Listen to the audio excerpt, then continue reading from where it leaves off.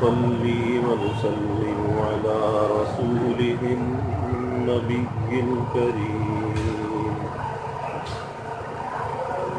وعلى آله وأصحابه أجمعين. اللهم صل على سيدنا ومولانا محمد وعلى آل سيدنا ومولانا محمد وبارك وسلم صلاة وسلاما كثيرا كثيرا. أما بعد فأعوذ بالله من الشيطان الرجيم. بسم الله الرحمن الرحيم. قل للمؤمنين يغضوا من أبصارهم ويحفظوا فروجهم ذلك أزكى لهم إن الله خبير بما يصنعون. صدق الله العظيم وصدق رسوله النبي الكريم ونحن على ذلك لمن الشاهدين والشاكرين والحمد لله رب العالمين. توفیق الہی اپنے مرشد پاک کی برکت سے صبح کی اس نشست میں اصلاح نفس کی نگرانی یا نفس میں خرابیوں کے جو اسباب ہیں اس پر بات چل رہی ہے کہ انسان کا نفس تو ایک ہی ہے، لیکن اس نفس کے مزاج تین ہیں. اس کا ایک مزاج امارہ ہے، اس میں شر ہی شر ہے، برائی ہی برائی ہے. اس کا ایک مزاج لوامہ ہے جو مابین خیر و شر ہے، اور اس کا ایک مزاج مطمئنہ ہے. اور مطلوب نفس مطمئنہ ہے، لیکن وہ نفس مطمئنہ کس طرح سے بنتا ہے، نفس کو مطمئنہ بنانے کا کیا طریقہ ہے، اس پر ہماری گفتگو چل رہی ہے کہ کن کن راستوں سے انسان اپنے دل میں بربادی کے سامان کو لاتا ہے. اگر اپنے دل کی حفاظت کرے، دل کی نگرانی کرے اور اس کی نگرانی سے کسی بھی لمحے غافل نہ ہو، اور کوئی بھی گناہ ہے، چاہے وہ گناہ معمولی درجے کا گناہ ہے، چھوٹا سا گناہ ہے، لیکن یہ سمجھ کر اس کو نہ کرے کہ یہ چھوٹا سا گناہ ہے، اس میں کیا حرج ہے، کیونکہ گناہ تو گناہ ہے، نافرمانی تو نافرمانی ہے. دل میں یہ خیال آ جانا کہ یہ معمولی گناہ ہے، یہ چھوٹا گناہ ہے، اگر کر لیا تو کیا حرج ہے، بھائی یہ چھوٹی چھوٹی خرابیاں بڑی خرابیوں کا پیش خیمہ بن جاتی ہیں. جیسے جسمانی امراض میں اگر کوئی چھوٹا سا مرض جسم میں لگ جائے اور انسان اس کی پرواہ نہ کرے تو وہ چھوٹا سا مرض کسی بڑے مرض کا پیش خیمہ بن جاتا ہے، سبب بن جاتا ہے. یہی وجہ ہے کہ جسمانی امراض میں انسان چھوٹے سے مرض سے بھی لاپرواہ نہیں ہوتا، بلکہ کوئی کہے کہ میاں نزلہ زکام ہی تو ہے، کیا کرو گے ڈاکٹر کے پاس جا کر، کہتے ہیں نہیں، نہ معلوم آگے کوئی اور بڑا مرض نہ کھڑا ہو جائے، فوراً ڈاکٹر کے پاس جاتا ہے. لیکن اگر انسان کی طبیعت گناہوں کی طرف چل رہی ہے، گناہ کے تقاضے پیدا ہونا یہ تو غیر اختیاری چیز ہے، لیکن اس تقاضے پر عمل کرنا یہ اختیاری چیز ہے. جب اس کے تقاضوں پر ہی عمل کر رہا ہے تو بیماری اس کے اندر پیدا ہو رہی ہے، وہ بیماری موجود ہے، اور جیسے جیسے ہی اس کے تقاضوں کو پورا کر رہا ہے ویسے ویسے اس مرض کو پروان چڑھا رہا ہے۔ یعنی انسان یہ سوچتا ہے کہ ایک دفعہ گناہ کر لو پھر اس کے بعد یہ گناہ نہیں کرنا، تو حقیقت یہ ہے کہ اس گناہ کے کرنے کے بعد یہ سوچنا کہ پھر گناہ نہیں ہوگا، یہ حماقت کی بات ہے، کیونکہ یہ تو گناہ کے راستے کو کھول رہا ہے، اس کے دروازے کو کھول رہا ہے، اور اپنے اندر اس چیز کو یہ پروان چڑھا رہا ہے، خواہشات کو پروان چڑھا رہا ہے، اور جب خواہشات بڑھنے لگے گی تو بھائی پھر انسان انہی خواہشات کا ہو کر رہ جائے گا، پھر اس کے دل دماغ میں یہی بات ہوگی گناہ سے بچنا تو بڑا مشکل ہے، گناہ سے کس طرح بچا جائے۔ اسی لیے مخالفت نفس کا جو سبب دیا جاتا ہے کہ اپنے جی کی، اپنے نفس کی، اپنے دل کی چاہتوں کو پامال کرنا چاہیے، ان خواہشات کو چھوڑنا چاہیے۔ جیسے گزشتہ کل زبان کے بارے میں بات چل رہی تھی کہ زیادہ بولنے کی خواہش ابھی ہر انسان کے اندر موجود ہے، اور یہ زبان ایسا پرزہ ہے کہ بولتے بولتے تھکتا بھی نہیں، لیکن انسان کو اللہ نے اپنے نفع اور نقصان کی شناخت بھی دی ہے۔ یہی نہیں کہ خالی جس کام کو جتنا چاہے کرتا چلا جائے، شریعت نے ہر کام کے حدود مقرر کیے ہیں، اور اس حدود میں رہ کر ان کام کو انجام دینے کی تعلیم دی ہے۔ آپ دیکھیے کہ نیکی اللہ تعالیٰ کے قرب کا ذریعہ ہے، نماز اللہ تعالیٰ کے قرب کا ذریعہ ہے، لیکن ایک وقت ایسا آتا ہے کہ نماز ممنوع ہے، عین طلوع کے وقت نماز ممنوع ہے، عین زوال کے وقت نماز ممنوع ہے، اور عین غروب کے وقت نماز ممنوع ہے۔ ہاں اس دن کی اثر ہے تو پڑھ سکتا ہے، اس وقت کی اثر۔ اب یہ کیا ہے؟ یہ نہیں کہ جتنا چاہے جس وقت چاہے نماز پڑھو، نہیں، اس کی حدود بتا دی کہ اس وقت میں فجر کے بعد نفل کا پڑھنا منع کر دیا گیا، عصر کے بعد نفل کا پڑھنا منع کر دیا گیا کہ یہ وقت نماز پڑھنے کا نہیں ہے۔ تو کوئی یہ کہے کہ جی مجھے نماز پڑھنے سے روکا جا رہا ہے، نہیں، بلکہ اس کو حدود کی تعلیم دی جا رہی ہے کہ شریعت نے جس کام کی جو حد بتائی ہے اس حد کے اندر رہنا چاہیے۔ تو نیکی کی بھی ایک حد بتا دی کہ بھئی نیکی کا یہ وقت ہے، اس وقت کے اندر تم اس نیکی کو انجام دو۔ اسی طرح حکیم الامت رحمۃ اللہ علیہ نے ایک جگہ پہ فرمایا کہ خوف، اللہ تعالیٰ کا خوف بہت اچھی چیز ہے، کہ جب انسان کے اندر خوف ہوتا ہے تو اللہ کی نافرمانی سے یہ بچتا ہے، گناہ سے یہ بچتا ہے۔ تو جب خوف اتنی اچھی چیز ہے تو یہ جتنا بھی زیادہ ہو اتنا اچھا ہے، لیکن فرمایا کہ نہیں، اللہ کے حبیب صلی اللہ علیہ وسلم نے اس کی بھی تعلیم فرما دی کہ یہ خوف کتنا ہونا چاہیے۔ اگر یہ اپنی حد سے کم ہوگا تو کیا ہوگا، اور حد سے بڑھ جائے گا تو کیا ہوگا؟ آپ نے فرمایا اللہم انی اسألک من خشیتک ما تحول به بیننا و بین معاصیک، کہ یا اللہ میں آپ سے اتنا خوف مانگتا ہوں، اتنے خوف کا سوال کرتا ہوں کہ جو میرے اور گناہ کے درمیان رکاوٹ بن جائے۔ باقی خوف جتنا چاہے ہو تو وہ مطلوب نہیں، اس کی حد اللہ کے حبیب صلی اللہ علیہ وسلم نے بیان فرما دی، کیونکہ جب حد سے زیادہ خوف انسان کے اندر بڑھتا ہے تو انسان مایوسی کا شکار ہو جاتا ہے۔ اور ایمان امید اور خوف کے درمیان ہے، الایمان بین الخوف والرجاء، کہ ایمان امید اور خوف کے درمیان ہے۔ تو جب خوف اس کا بہت زیادہ بڑھ جائے گا تو امید جو ہے وہ قطع ہو جائے گی، مایوسی کا شکار ہو جائے گا، اور پھر یہ سوچے گا کہ جب عذاب ہی ہونا ہے، پکڑ ہی ہونی ہے، سزا ہی ہونا ہے، تو پھر گناہ کو چھوڑنے کا کیا فائدہ؟ پھر گناہ ہی کرتے رہو، سزا تو ہونی ہی ہے، گناہ کو نہیں چھوڑے گا۔ اب یہ کیا ہوا کہ حد سے زیادہ جو خوف اختیار کیا تو اس خوف کی وجہ سے مایوسی کی نوبت آ گئی۔ تو ہر چیز کے اندر اعتدال کی تعلیم دی گئی، زبان کے لیے احتیاط کی تعلیم دی گئی کہ اس زبان کو فضول استعمال کرنے سے بچاؤ، اور ضرورت اگر ہے تو ضرورت کے اندر کمی نہ کرو۔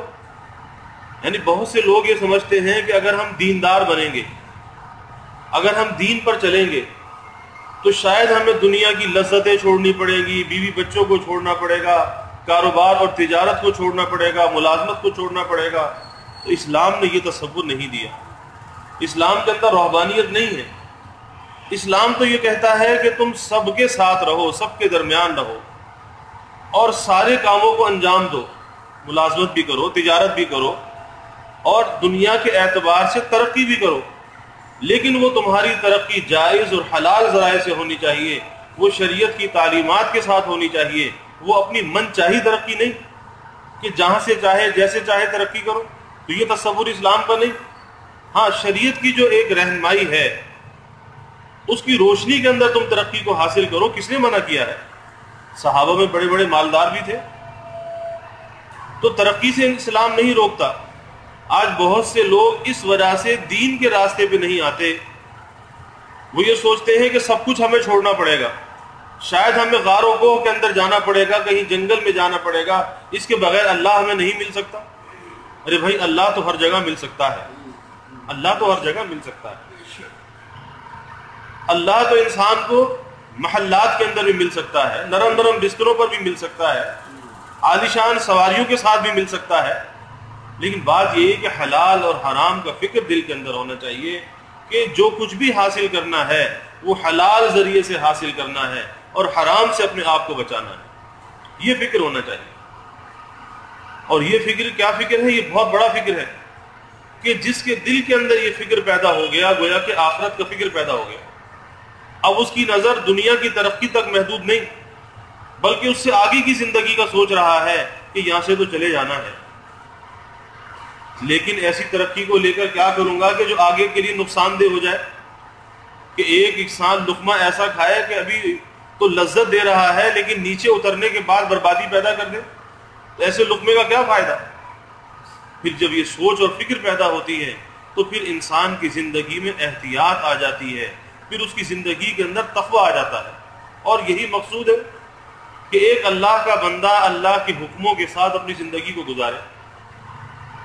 تو گزشتہ کل زبان کے بارے میں بات چل رہی تھی کہ یہ زبان کتنی خرابیوں کا پیش خیمہ ہے، کہ سب سے زیادہ لوگ اگر جہنم میں ہوں گے اس کا سبب یہ زبان ہوگی. اس زبان کی خرابیوں کے سبب جہنم میں ڈالے جائیں گے. اسی طرح اعضائے انسانی میں جہاں پر یہ زبان انسان کی بربادی کا ذریعہ ہے اور نیکی کا ذریعہ بھی ہے، اس کے ذریعے سے دل کے اندر نور بھی آتا ہے اور اس کے ذریعے سے اس دل کے اندر قساوت اور ظلمت بھی آتی ہے. اب یہ انسان کے اپنے اختیار میں ہے کہ اس کے سامنے ایک وسیع میدان موجود ہے اور اس میں سب کچھ موجود ہے. اب یہ بڑھتا کس طرف ہے، حاصل کس چیز کو کرتا ہے کہ پاکیزہ چیزیں بھی ہیں اور ناپاک چیزیں بھی ہیں. دنیا ہے نا، یہ دنیا تو خیر اور شر کا مجموعہ ہے. اب یہ کس چیز کو حاصل کرتا ہے، کس چیز کی طرف یہ بڑھتا ہے، یہ زبان سے کس الفاظ کو نکالتا ہے، آنکھ سے یہ کس چیز کو دیکھتا ہے، کان سے یہ کس چیز کو سنتا ہے، اور جو کام بھی کرتا ہے اس کی جو بربادی کا اثر ہے وہ دل پہ آتا ہے. متاثر کیا ہوتا ہے؟ یہ دل متاثر ہوتا ہے. اس کی ظلمت، اس کی کدورت، اس کا اثر انسان کے دل پر آتا ہے. تو جس طرح سے زبان اس دل کی بربادی کا ذریعہ ہے، اسی طرح سے بھائی انسان کی آنکھ بھی ہے. آنکھ اللہ کی بہت بڑی نعمت ہے، بہت بڑی نعمت ہے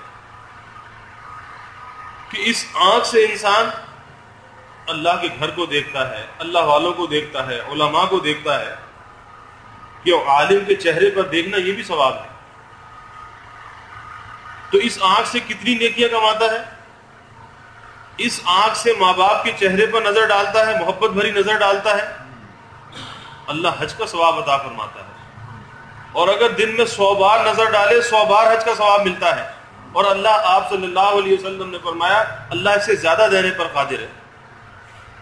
تو یہ آنکھ کتنی نیکیوں کا ذریعہ ہے. اللہ کے کلام کو اس سے پڑھتا ہے، اس کلام کا پڑھنا بھی عبادت، دیکھنا بھی عبادت، چھونا بھی عبادت. تو یہ آنکھ بہت نیکیوں کا ذریعہ ہے. لیکن جہاں اس کے مصرف کو انسان بگاڑ دیتا ہے اور جہاں پر اپنی طبیعت کے تقاضے پر یہ چلتا ہے، اس کے مصرف کو بگاڑ دیتا ہے، تو بھائی وہیں پر یہ آنکھ جو ہے اس دل کی بربادی کا ذریعہ بن جاتی ہے. اس دل میں کسی غیر کے آنے کا ذریعہ بن جاتی ہے، اور وہ سبب یہ آنکھ ہوتی ہے کہ کسی تصویر کو دیکھا اور وہ تصویر اپنے دل پر نقش کر لی، اس دل پر اس تصویر کو چھاپ لیا، اب اس کے اندر ایسا مشغول ہے کہ کسی اور طرف دھیان ہی نہیں جاتا، بس وہ تصویر دل دماغ کے اوپر بیٹھ گئی اور ایک منفی سوچ انسان کے اندر پیدا ہو گئی۔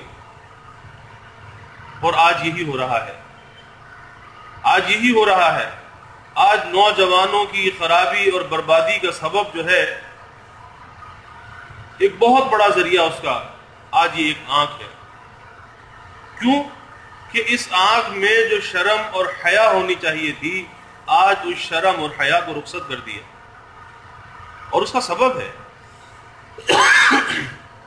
اس کا سبب یہ ہے کہ آج ہم ایسی چیزوں کو دیکھتے ہیں، آج ایسی چیزوں کے عادی ہو چکے ہیں، ایسی حرام لذتوں کے عادی ہو چکے ہیں کہ ان چیزوں کو دیکھ دیکھ کر انسان کی شرم اور حیا کا جنازہ نکل جاتا ہے، یعنی وہ اندر سے غیرت اور شرم انسان کی مر جاتی ہے۔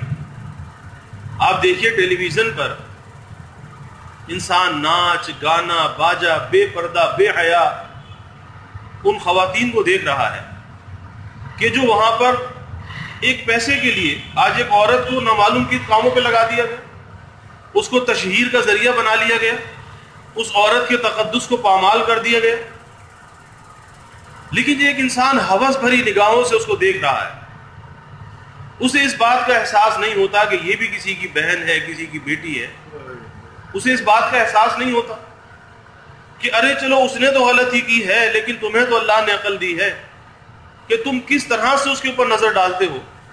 اور جب انسان ان لعنتوں کو دیکھتا رہتا ہے اس کے اندر وہ ہوس پروان چڑھتی رہتی ہے، بڑھتی رہتی ہے، اور پھر ایک وقت ایسا آتا ہے، اللہ تعالیٰ معاف فرمائے اور محفوظ رکھے، ایک وقت ایسا آتا ہے کہ انسان اپنی بہن اور بیٹی پر بھی ہوس بھری نگاہیں ڈالنے لگتا ہے۔ ایسا وقت بھی آتا ہے، ایسے واقعات ہوئے کہ بھائی نے بہن کی آبرو لے لی، باپ نے بیٹی کی آبرو لے لی، آخر کس وجہ سے؟ کہ وہ چیزیں ایسی تحت شعور کے اندر بیٹھ جاتی ہیں، اور سبب یہی ہے کہ جس چیز کو انسان دیکھتا رہتا ہے وہ اس کے حواس کے اوپر سوار ہو جاتی ہے۔ آج ہمارے ذہنوں کے اندر یہ بات جو بڑھتی چلی جا رہی ہے، اور حرص و ہوس اس درجے کی بڑھتی ہے کہ پھر آدمی گناہ کو گناہ نہیں سمجھتا، اور جب تک آدمی گناہ کو گناہ سمجھ کر رہا ہے، ارے بھائی اس وقت تک ایمان تو بچا ہوا ہے۔ گناہ کو گناہ سمجھ رہا ہے لیکن اپنے کو گنہگار بھی سمجھ رہا ہے، تو ایمان تو بچا ہوا ہے، اور گناہ کرنے کے بعد یہ بات آ جائے کہ بھئی یہ کون سا گناہ کیا، اس میں کون سی خرابی ہے، یعنی گناہ کو گناہ ہی نہ سمجھے، تو پھر علماء سے پوچھ لیجئے کہ اس کے ایمان کا کیا بنے گا کہ جو گناہ کو گناہ ہی نہ سمجھے۔ اور آج یہی کیفیت ہو چلی ہے کہ ایسی لعنتوں کو دیکھ کر ٹیلی ویژن بھی موجود ہے، کیبل کا کنیکشن بھی موجود ہے، انٹرنیٹ کا کنیکشن بھی موجود ہے، پھر موبائل میں بھی انٹرنیٹ موجود ہے، یعنی کوئی وقت ایسا نہیں کہ اس بے حیائی سے اپنے آپ کو انسان الگ کر سکے، کیونکہ اس کا عادی ہو گیا، اس کا رسیہ ہو گیا، ایک ایسی عادت اندر قائم ہو گئی، ایک ایسی ہرس پیدا ہو گئی، اب اس ہرس کو چھوڑنے کے لیے آمادہ نہیں۔ یعنی کبھی انسان اگر یہ سوچے کہ وہ جو ناچ رہی ہے یا گا رہی ہے، یا وہ کوئی بہت ہی برہنہ لباس پہن کر کسی بھی چیز کی ایڈورٹائز کر رہی ہے، تشہیر کر رہی ہے، ارے وہ بھی تو کسی کی بہن اور بیٹی ہے، تو کیا کوئی انسان یہ پسند کرتا ہے کہ اس کی بہن اور بیٹی ایسا کام کرے؟ جب اپنی بہن اور بیٹی کے لیے اس بات کو پسند نہیں کرتا، تو پھر کسی کی بہن اور بیٹی پر نظر کس طرح سے لے کے جاتا ہے، کس طرح سے ان چیزوں کو دیکھتا ہے؟ اور آج یہ یہود و نصارہ کی ایک بہت بڑی سازش ہے کہ آج اس کے ذریعے سے ہمارے ایمانوں کو اتنا کمزور کر دیا گیا کہ آج اس کا ہمیں احساس نہیں ہے، کیونکہ جب انسان کے اندر شرم و حیا رخصت ہو جاتی ہے، حدیث شریف میں آتا ہے کہ جب بھی حیا انسان کے اندر سے رخصت ہو جائے پھر وہ جو چاہے کر گزرے. اور آج یہی ہو رہا ہے کہ جو کچھ ہو جائے انسان اس کے لیے آمادہ ہے, کچھ بھی کرنے کے لیے آمادہ ہے, صرف اس کی حرص پوری ہونی چاہیے چاہے کچھ بھی کر گزرے. تو بھائی یہ بہت بڑی بربادی ہے کہ یہ آنکھ تو اللہ کی بہت بڑی ایک نعمت تھی کہ جس کے ذریعے سے انسان اس کائنات کی چیزوں کو دیکھتا, اپنے رب کی معرفت کو حاصل کرتا, اپنے رب کی شناخت کو حاصل کرتا, اس نگاہ کو ماں باپ کے چہرے پر ڈالتا, حج کا ثواب پاتا. اور حدیث شریف میں آتا ہے کہ جب کوئی شوہر بیوی کی طرف محبت کی نظر سے دیکھتا ہے اور بیوی شوہر کی طرف محبت والی نگاہ سے دیکھتی ہے تو اللہ تعالیٰ دونوں کو مسکرا کر دیکھتے ہیں. آپ اندازہ کیجئے تو یہ نظر کتنی بڑی رحمت کی چیز ہے کہ یہ دونوں ایک دوسرے کو محبت سے دیکھ رہے ہیں اور اللہ تعالیٰ ان کو دیکھ کر مسکرا رہے ہیں. آپ اندازہ کیجئے. لیکن آج ہم نے بھائی اس کے مصرف کو بگاڑ دیا, اور اس کے مصرف کو درست کرنا یہ انسان کے اختیار میں ہے, غیر اختیاری چیز نہیں. جیسے اپنی زبان کو قابو میں رکھنا یہ اختیار میں ہے, غیر اختیاری نہیں, اسی طرح اس نظر کو قابو میں رکھنا یہ اختیار میں ہے, یہ غیر اختیاری نہیں. یہ کہنا جی گناہ سے بچنا تو بڑا مشکل ہے. ارے آپ نے کبھی ارادہ کیا بچنے کا؟ کبھی کوشش بھی کی؟ بس خالی باتیں بنانا تو آتی ہیں لیکن کبھی کوشش اور ارادہ نہیں کیا. اگر کوشش اور ارادہ کیا ہوتا اللہ تعالیٰ کی مدد شامل حال ہوتی, اللہ سے مدد تو مانگی ہوتی. اس لیے بزرگوں نے فرمایا کہ جب کسی گناہ کا تقاضا پیدا ہو تو سب سے پہلا کام یہ کرو کہ اپنے اللہ سے مدد مانگو. یا اللہ تو میری مدد فرما, یا اللہ میں نہیں بچ سکتا, اے اللہ تو مجھے بچا لے, میرے ایمان کو بچا لے.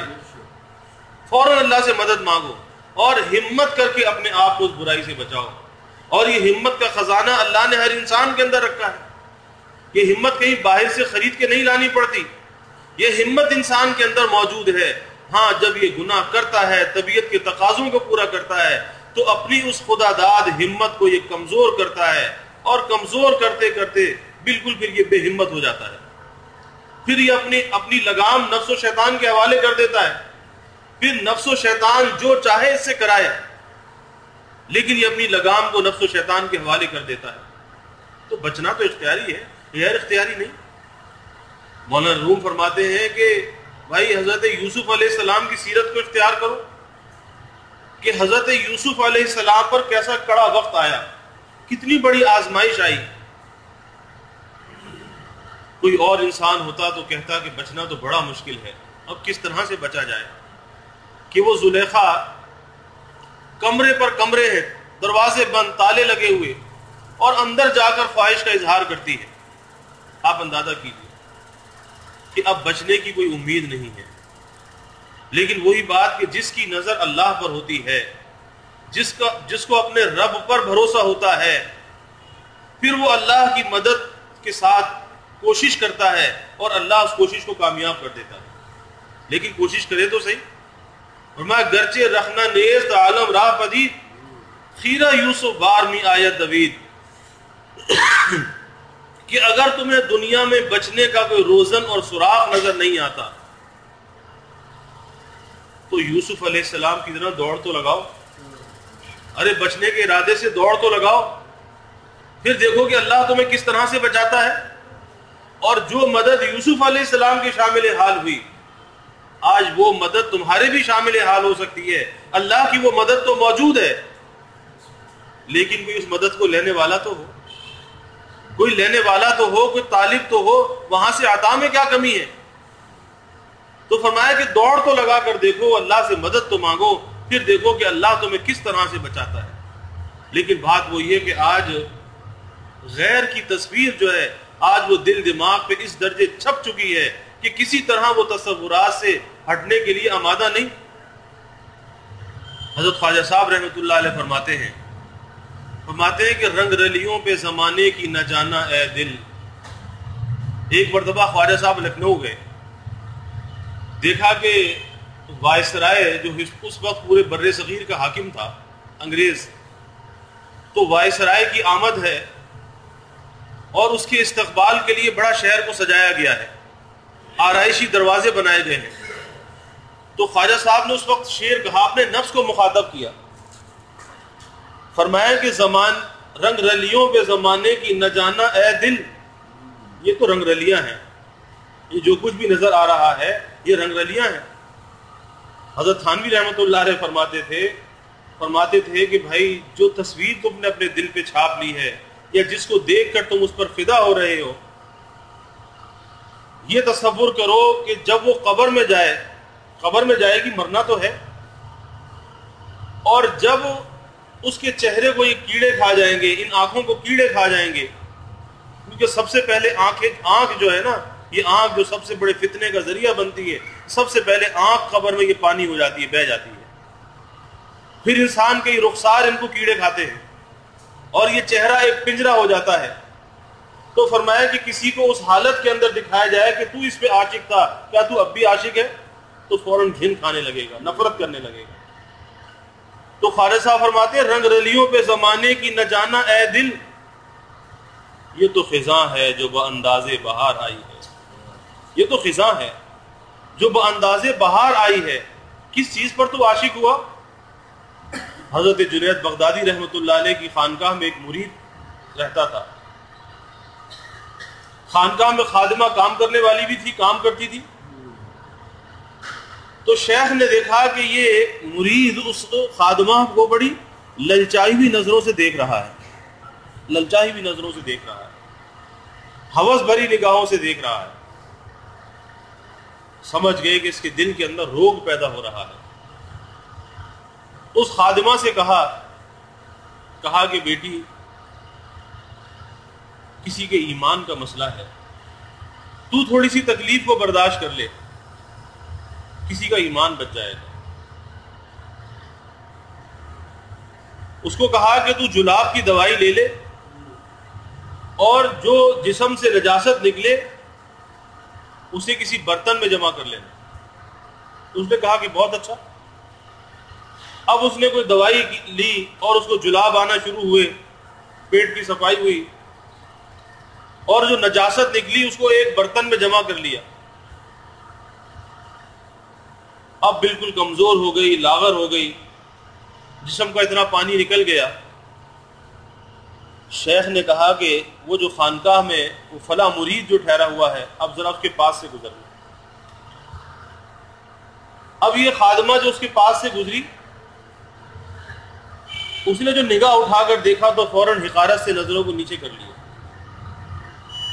پہلے تو بڑی للچائی ہوئی نظروں سے دیکھتا تھا، لیکن اب فوراً اپنی نگاہ کو نیچے کر لیا.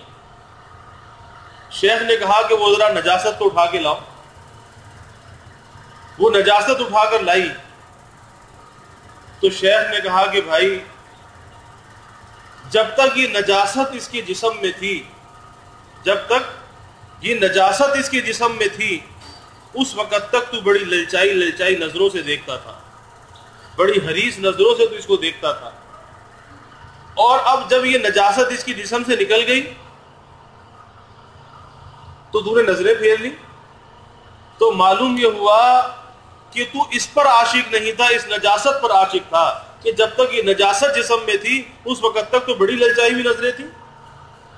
اللہ والے بڑے حکیم ہوتے ہیں اور بڑی حکمت کے ساتھ جو ہے وہ علاج کرتے ہیں. ایک شخص بوڑھے حکیم الامت حضرت تھانوی رحمۃ اللہ علیہ کو خط لکھا، اور بھائی یہ بد نظری کا مرض ایسا ہے، اللہ تعالیٰ محفوظ رکھے، کہ یہ ابتدائے عمری کے اندر انسان کو لگتا ہے. کاش کہ ہم اس کو مرض سمجھنے لگے، بیماری سمجھنے لگے. آج تو یہ بھی ایک خرابی ہے کہ مرض کو مرض نہیں سمجھتے، بیماری کو بیماری نہیں سمجھتے. تو کاش کہ یہ باتیں ہماری سمجھ میں آ جائیں کہ اگر بیماری سمجھے گا، مرض سمجھے گا، آفت سمجھے گا تو بچنے کی کوشش تو کرے گا. تو اس بوڑھے آدمی نے خط لکھا اور خط میں لکھا کہ حضرت، دادا بھی ہوں نانا بھی ہوں، عمر کے اس حصے میں ہوں، دادا بھی ہوں نانا بھی ہوں، اور قبر کی منزل بھی قریب ہے. قبر کی منزل بھی قریب ہے کہ بچپن کے بعد ہوتا ہے کہ لڑکپن آئے گا، اور لڑکپن کے بعد نوجوانی ہوگی، پھر جوانی ہوگی، اور جوانی کے بعد امید ہوتی ہے کہ بڑھاپا ہوگا.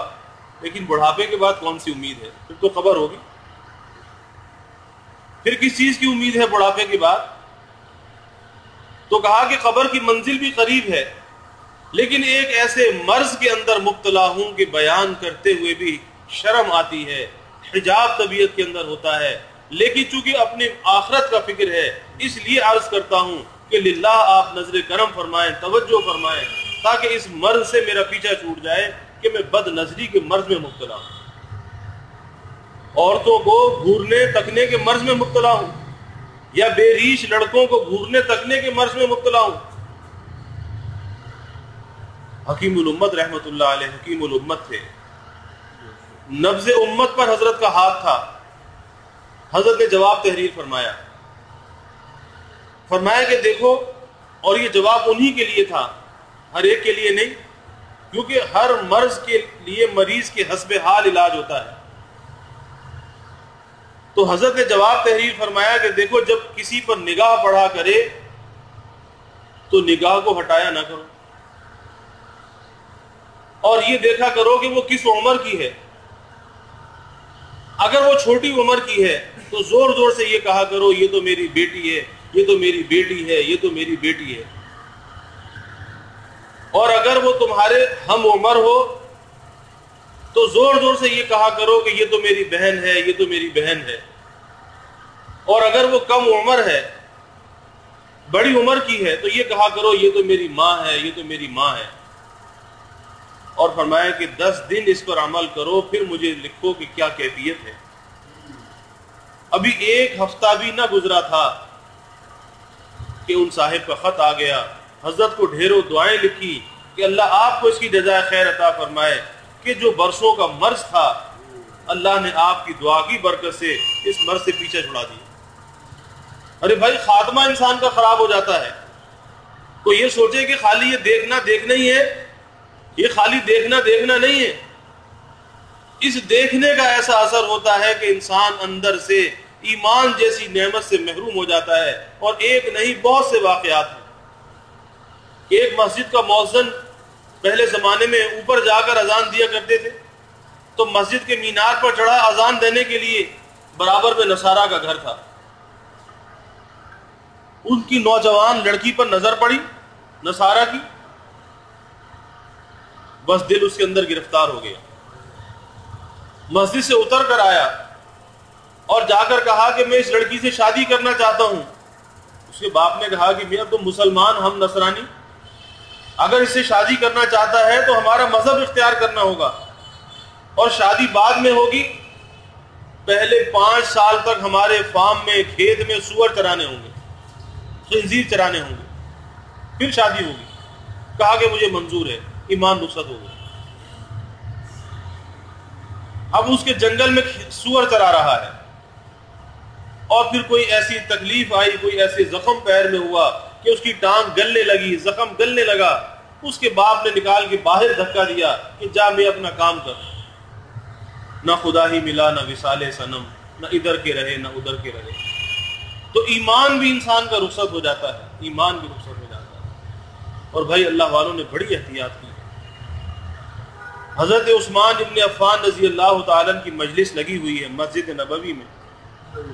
ایک شخص مسجد میں داخل ہوا، بد نظری کر کے آیا تھا، اور بد نظری کرنے والے کی آنکھ کے اندر ایک ظلمت ہوتی ہے، اور جو اپنی نگاہ کی حفاظت کرتا ہے اس کی آنکھ کے اندر ایک نور ہوتا ہے، اور اللہ والوں کو ایسی فراست عطا فرماتا ہے، اس آنکھ کو دیکھ کر پہچان لیتے ہیں اس آنکھ کے اندر نور ہے یا وحشت ہے۔ ارے یہ آنکھ بولتی ہے، ہم تو سوچتے ہیں کہ کچھ فرق نہیں پڑتا، دونوں آنکھوں کے اندر بڑا واضح فرق ہوتا ہے۔ ایک کی آنکھ میں شرم و حیا ہوتی ہے، اور ایک کی آنکھ میں بے غیرتی اور بے شرمی ہوتی ہے۔ ایک کی آنکھ میں نور ہوتا ہے، ایک کی آنکھ میں ظلمت ہوتی ہے، اور وہ محسوس ہوتی ہے کہ یہ آنکھ کس قسم کی آنکھ ہے، اس میں حیا ہے یا نہیں، اس میں نور ہے یا نہیں، اللہ والوں کو محسوس ہو جاتا ہے۔ وہ شخص مجلس میں داخل ہوا، حضرت عثمان رضی اللہ تعالی نے فرمایا کہ رسول اللہ صلی اللہ علیہ وسلم کو گزرے ہوئے ابھی زیادہ زمانہ نہیں گزرا، آپ صلی اللہ علیہ وسلم کو گزرے ہوئے، دنیا سے رخصت ہوئے ابھی زیادہ زمانہ نہیں گزرا کہ لوگوں کی آنکھوں سے زنا ٹپکتا ہوا نظر آتا ہے، خطاب عام سے فرمایا کہ لوگوں کی آنکھوں سے زنا ٹپکتا ہوا نظر آتا ہے. اور حدیث میں بھی آتا ہے، آپ صلی اللہ علیہ وسلم نے فرمایا کہ یہ آنکھ بھی زنا کرتی ہے، یہ زبان بھی زنا کرتے ہیں، یہ کان بھی زنا کرتے ہیں، یہ ہاتھ بھی زنا کرتے ہیں، یہ پاؤں بھی زنا کرتے ہیں. آنکھ کا زنا کیا ہے؟ کہ بالشہوت کسی کو دیکھنا، یہ آنکھ کا زنا ہے. زبان کا زنا کیا ہے؟ شہوت کے ساتھ کسی سے گفتگو کرنا. اور کان کا زنا یہ ہے کہ شہوت والی باتوں کو ان کانوں کے ساتھ سننا، یہ کان کا زنا ہے. ہاتھوں کا زنا کسی کو چھونا، پیروں کا زنا چل کر اس برائی تک جانا، یہ پیروں کا زنا ہے. اب انسان سوچ لے کہ کتنے قسم کے زنا کے اندر وہ مبتلا ہے. آج سوچتے ہیں کہ اس برائی کی انتہا کو پہنچے گا تو زنا ہوگا.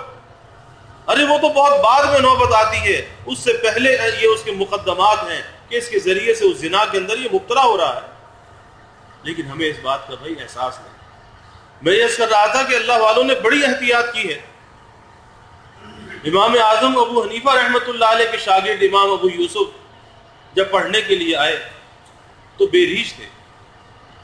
امام صاحب کا تقویٰ، فرمایا کہ تمہارے چہرے پر داڑھی نہیں، تم مجلس میں پیچھے بیٹھا کرو، سبق میں پیچھے بیٹھا کرو، سامنے بیٹھنے کی اجازت نہیں تھی. اور ایک مدت گزر گئی، یعنی کس درجے کا تقویٰ ہے.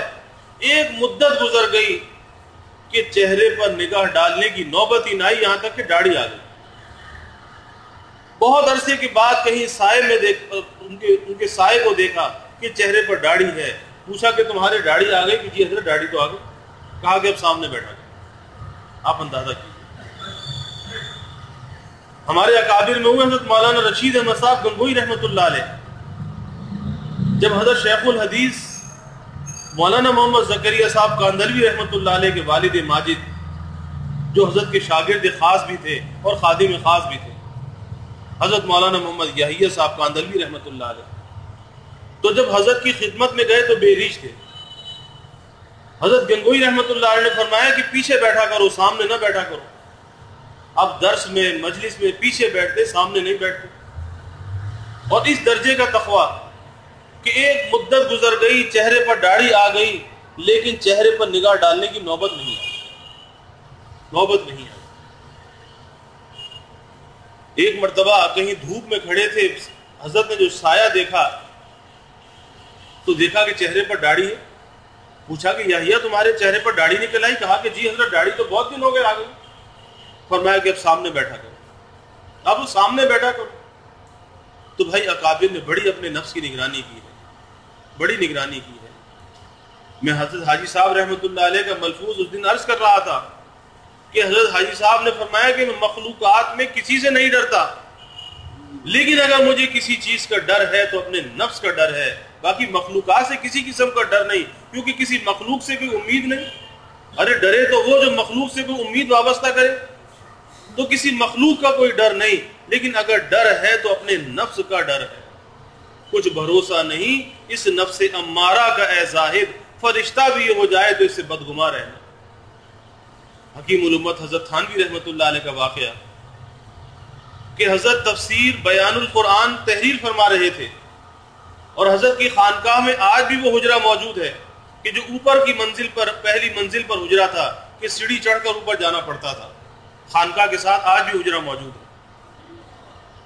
تو تصنیف و تالیف کا کام حضرت وہاں بیٹھ کر کیا کرتے تھے. ایک مرتبہ تفسیر لکھ رہے تھے کہ ایک محلے کا چھوٹا بچہ کھیلتا ہوا اوپر آ گیا.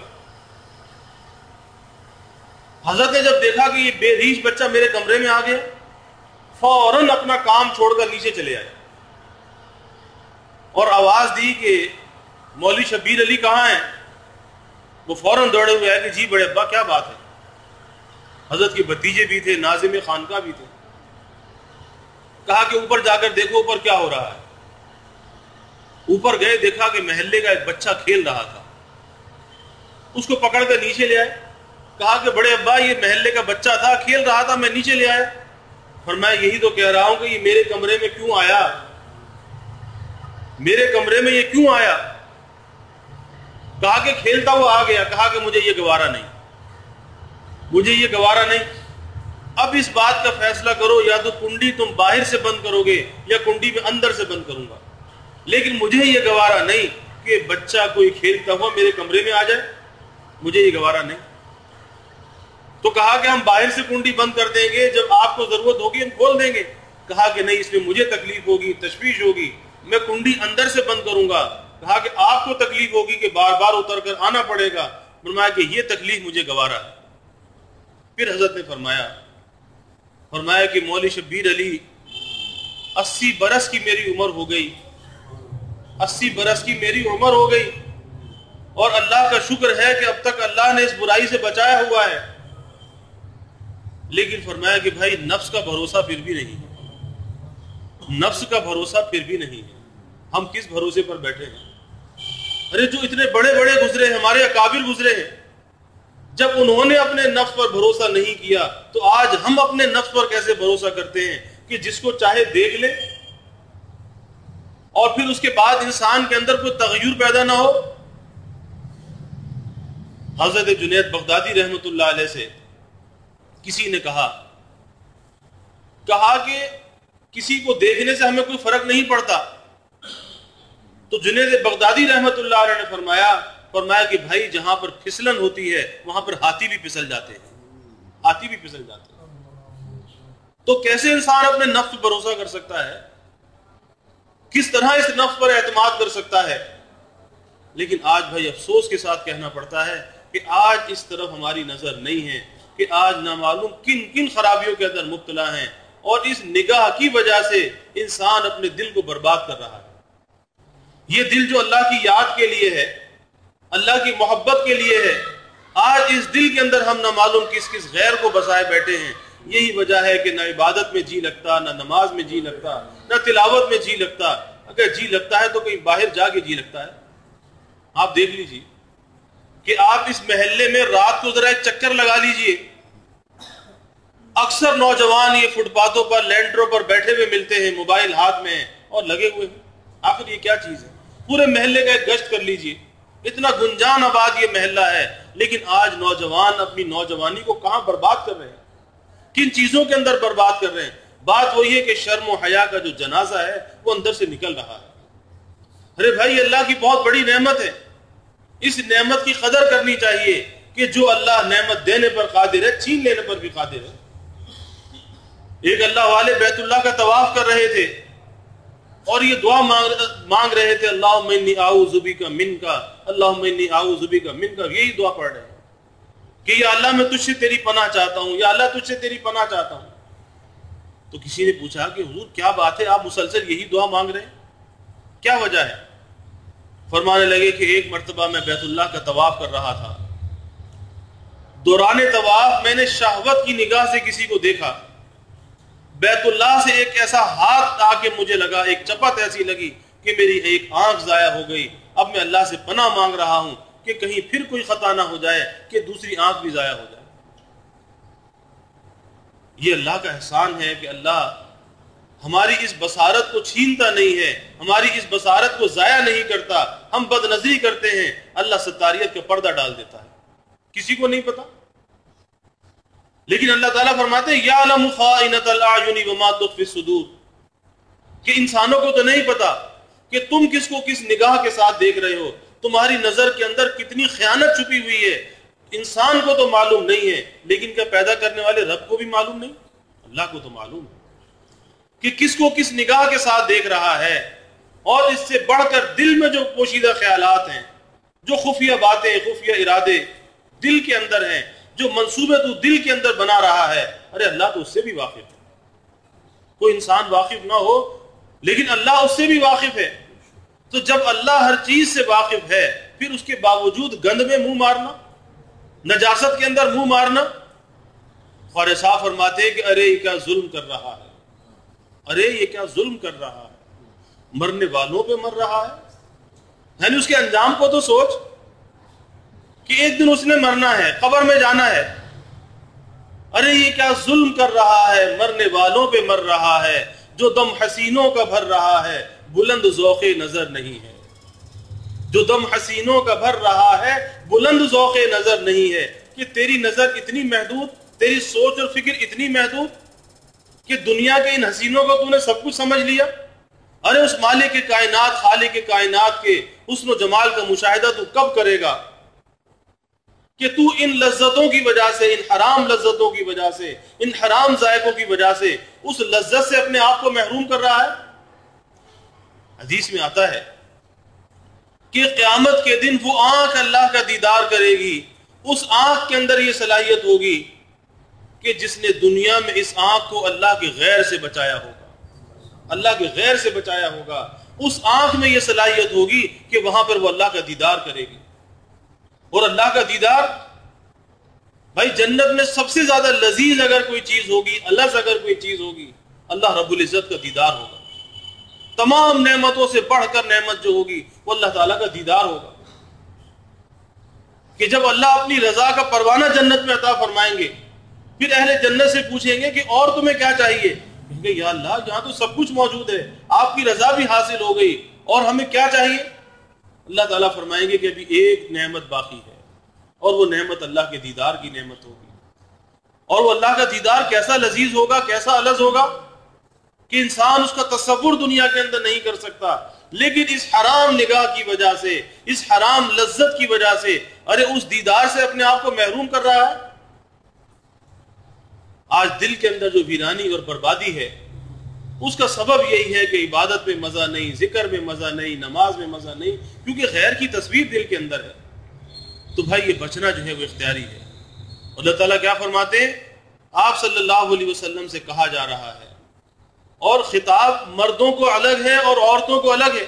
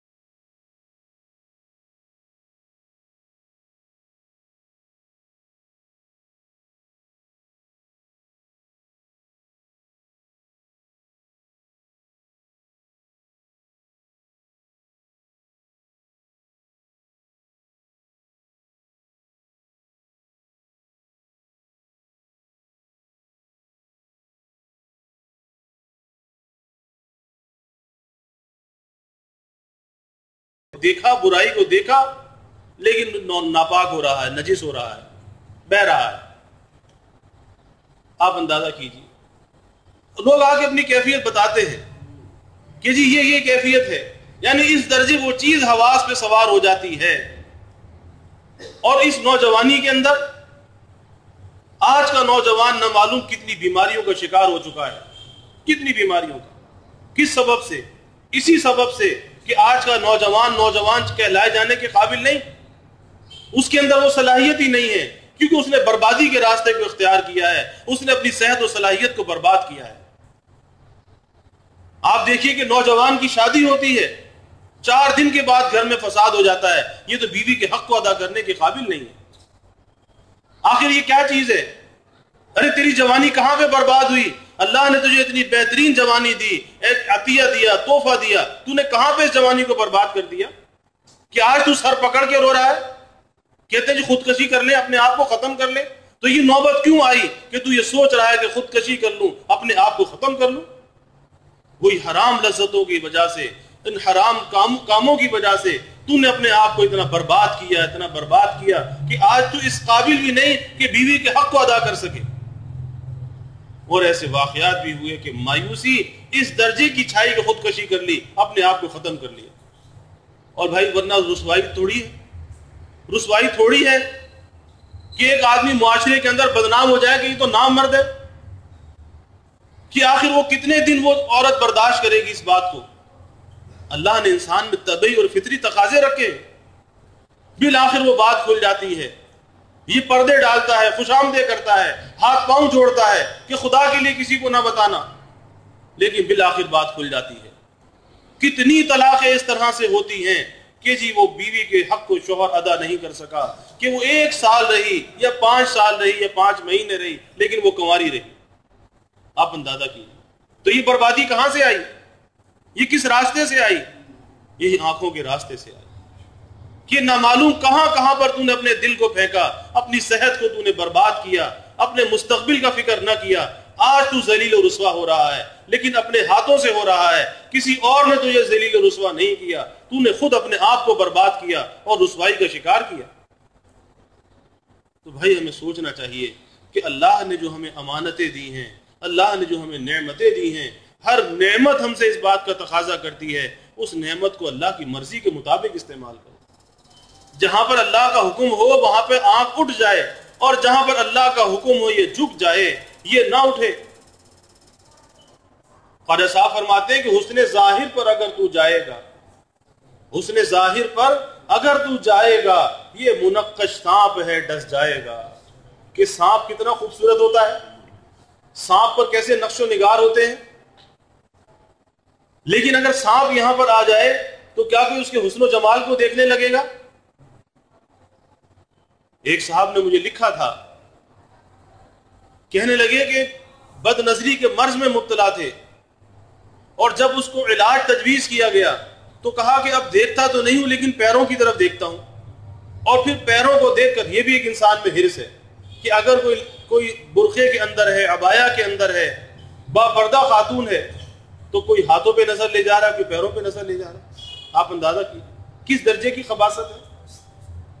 تو کہا کہ پیروں پر نظر جاتی ہے، پھر دل میں یہ خیال آتا ہے کہ کیسی ہوگی، ایسی ہوگی، ایسی ہوگی۔ انسان کے تخیلات ہیں۔ تو میں نے اس کو لکھا کہ اگر کہیں سے سانپ جو ہے بڑا خوبصورت ہوتا ہے، منقش ہوتا ہے، عجیب نقش و نگار رنگ برنگے اس پر ہوتے ہیں، تو اگر کہیں سے سانپ آ رہا ہو تو کیا آپ اس سانپ کو دیکھنے کے لیے رکیں گے کہ بھئی بڑا خوبصورت ہے؟ نہیں، وہاں تو آدمی اپنی جان بچا کر بھاگے گا۔ تو وہاں پر جان کا خطرہ ہے، یہاں پر ایمان کا خطرہ ہے۔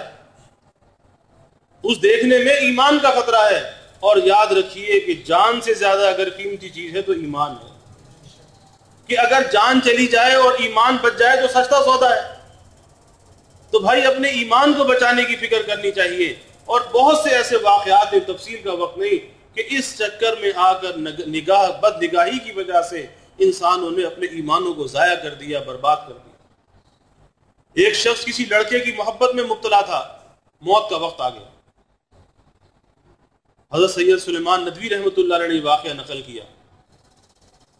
اب اسے کلمے کی تلقین کرتے ہیں کہ بھائی کلمہ پڑھ لے، کہتا نہیں، میرے فلاں دوست کو بلا دو، فلاں لڑکے کو بلا دو، کلمہ کی زبان پہ نہیں آتا۔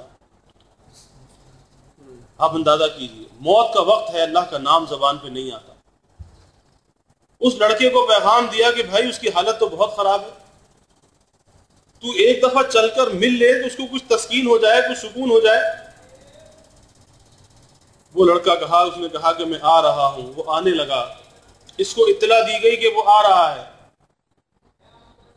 جب اس کو اطلاع ملی تو سنبھل کر بیٹھ گیا کہ اچھا وہ آ رہا ہے۔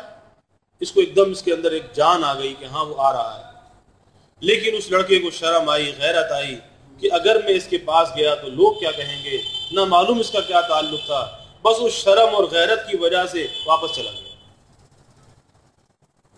تو کسی نے اس کو کہا کہ بھائی وہ آ تو رہا تھا لیکن راستے سے واپس چلا گیا، بس ایک آہ اندر سے نکلی اور اس کی روح پرواز کر گئی، یعنی کلمہ بھی نصیب نہ ہوا، اللہ کا نام لینا نصیب نہ ہوا۔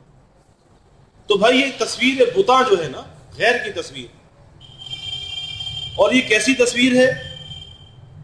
یہ ایسی غیر کی تصویر اندر موجود ہوتی ہے کہ آدمی سجدے کے اندر بھی ہے لیکن سجدے میں بھی خیال اللہ کا نہیں ہے، اس کا خیال ہے، یعنی کہ گویا کہ اللہ کو سجدہ نہیں کر رہا، یہ اس کو سجدہ کر رہا ہے۔